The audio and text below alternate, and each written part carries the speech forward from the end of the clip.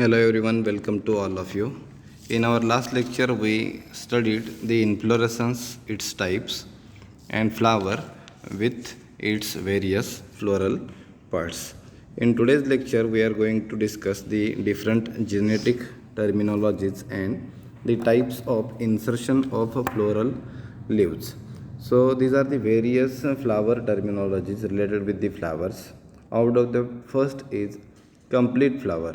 Complete flower म्हणजे काय तर पूर्ण फ्लावर म्हणजे त्याच्यामध्ये चारही फ्लोरल पार्ट जे आहेत ते प्रेझेंट असणार आहेत. मग चार फ्लोरल पार्ट्स कोणते आहेत? कॅलिक्स आहे, करोला आहे, अँड्रोशियम आहे, गायनोशियम आहे. When all these floral parts are present then that flower is called as the complete flower.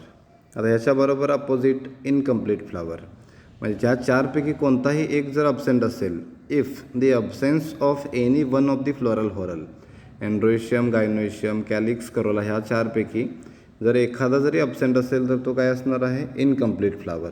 Complete flower and incomplete flower.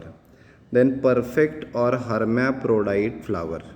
आता हे जे आहेत ते महत्त्वाचं म्हणजे इसेन्शियल फ्लोरल होरलशी रिलेटेड आहेत. म्हणजे ज्यावेळेस अँड्रोशियम आणखी गायनोशियम दोन्हीही प्रेझेंट असतात फ्लावरमध्ये त्यावेळेस त्याला बोललं जातं बायसेक्शुअल फ्लावर. म्हणजेच तो काय आहे?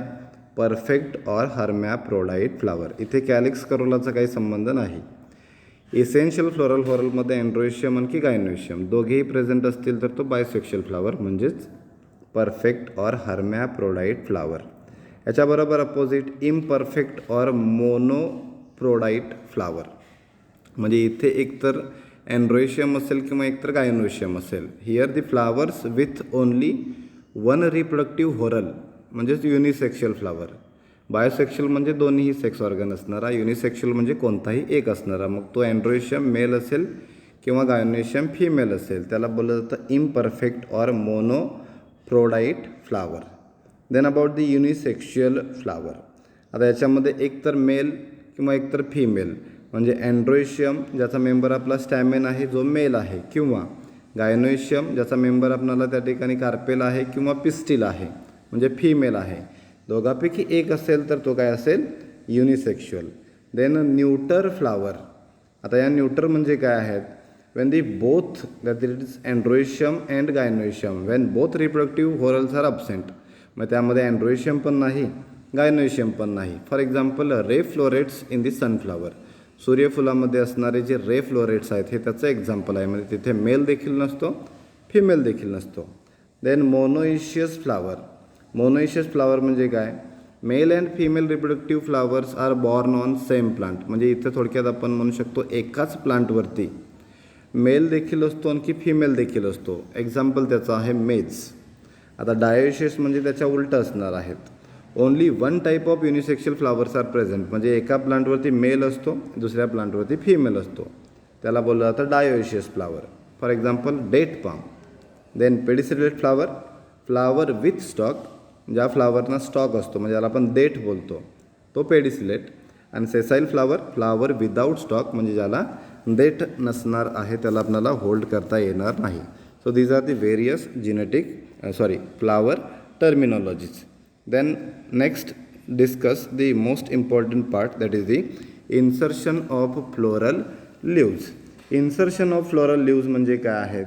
तर या ठिकाणी जे फ्लोरल होरल्स आहेत त्याची ही काय असणार आहे? एक स्पेसिफिक अशी अरेंजमेंट असणार आहे. डेफिनेशन काय आहे पहा insertion of floral लिव्जची?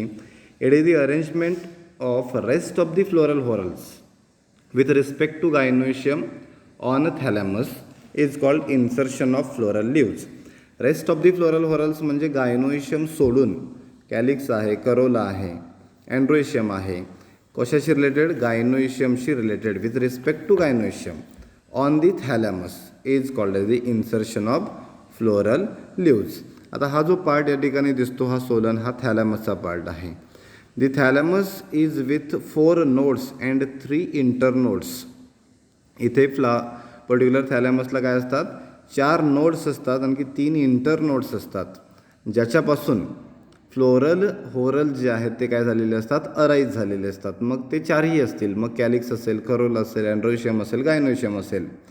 And the slope of this thalamus decides म्हणजे याचा स्लोप जो आहे याची जे शेप आहे, हा स्लोप काय डिसाईड करणार आहे, तर त्या पर्टिक्युलर फ्लोरल होरलचं इन्सर्शन डिसाईड करणार आहे. आणि त्या इन्सर्शनवरून, त्याच्या स्लोपवरून हे इन्सर्शन एकूण 3 प्रकारचं असतं. एक असतं हायपोगायनी, दुसरं असतं पेरीगायनी आणि तिसरं असतं epigyny. Hypo, epi and perigyny, these are the 3 types of the insertion of floral leaves. आता ह्या डायग्राममध्ये आपल्याला हायपोगायनी दिसतं. आता यामध्ये थोडंसं मिनिंग समजून घेतलं पाहिजे. हायपो म्हणजे काय, हायपो म्हणजे बिलो, आणि गायनी म्हणजे काय, गायनोशियम. गायनोशियमच्या खालून त्या ठिकाणी फ्लोरल होरल जे आहेत ते अरेंज होणार आहेत.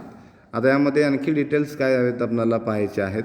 What is the arrangement of insertion of floral leaves in hypogyny condition. Here the shape of thalamus is convex or conical. हा शेप महत्त्वाचा आहे. कसा असतो, कॉन्व्हेक्स असतो किंवा तो कोनिकल असतो. आणि इथे जी काही ओव्हरी या सेंटरला दिसते पहा आपल्याला, हे ओव्हरीची जी काही पोझिशन आहे ती हायेस्ट पोझिशन आहे, म्हणजे सगळ्यात वरच्या बाजूला आहे. की त्या ओव्हरीच्या खालून रेस्ट ऑफ दी फ्लोरल होरल जे आहेत ते अरेंज झालेले दिसतात किंवा अराईज झालेले दिसतात. म्हणजे इथे खाली पहिल्यांदा आपण पाहू शकतो हा अँड्रोशियम आहे, त्याच्या खालोखाल इथे आपला हा करोला आहे, आणि सगळ्यात खाली जो आहे त्या ठिकाणी जो आहे तो कॅलिक्स आहेत. So the floral whorls it arises from the base of the ovary, and this type of ovary is said to be superior. Ovary वरच्या बाजूला आहे म्हणजे ती सुपेरियर पोझिशनला आहे. And the flower it is called as the hypogynous flower. For example, this type of hypogyny condition it is present in the brinjal, mustard and china rose.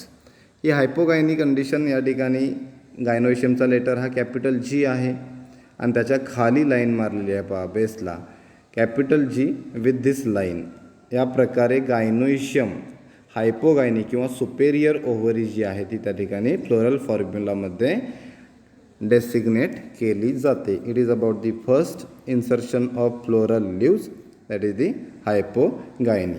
Then next insertion it is the epigyny. आता epi म्हणजे above आणि गायनी म्हणजे gynoecium. गायनोशियमच्या वरून floral होरल जे आहेत त्या ठिकाणी अरेंज झालेले आहेत, म्हणजे बरोबर हायपोगायनीच्या सगळं इथे काय आहे, अपोजिट आहे एपिगायनीमध्ये. आता पर्टिक्युलर थॅलॅमस पहा, या ठिकाणी असणारा हा थॅलॅमस. Thalamus is completely encloses the ovary and fuses with the ovary wall.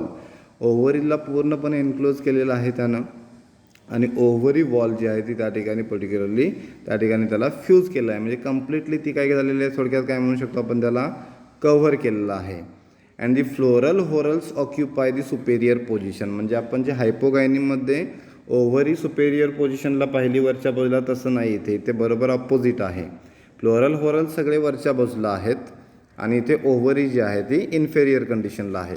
So that ovary becomes inferior, म्हणजे इथे बरोबर उलट झालं. मागे आपण हायपोगायनीमध्ये ओव्हरी सुपेरियर होती, आता इथे मात्र ओव्हरी कशी झाली, इन्फेरियर. आणखी जो फ्लावर आहे त्याला बोललं जातं epigynous flower. For example in sunflower and guava, and it is denoted by letter capital G. आता इथे मात्र आपल्याला एक पॉईंट राहिलेला आहे, इथे याच्या जीच्या डोक्यावरती या ठिकाणी आडवी रेष असायला पाहिजे, म्हणजे ओव्हरी किंवा गायनोशियम जो झाला तो खालच्या बाजूला झाला इन्फेरियर कंडिशनला, आणि फ्लोरल होरल जे आहे ते त्या ठिकाणी सुपेरियर कंडिशनला झाले. And the last type of insertion of floral leaves is perigyny. Last type जो आहे तो इथे काय आहे, पेरीगायनीचा आहे. आता इथे थॅलॅमसचा शेप आपण पाहू शकतो. It is the cup shaped or saucer shaped. The floral whorls and ovary occupy the same position. Floral whorls calyx, corolla, androecium असेल किंवा ही ओव्हरी असेल, त्याची पोझिशन जी आहे ती सेम आहे. Therefore that ovary becomes semi superior or semi inferior in nature, and these floral whorls calyx, corolla and androecium they are arranged at the rim of थॅलॅमस.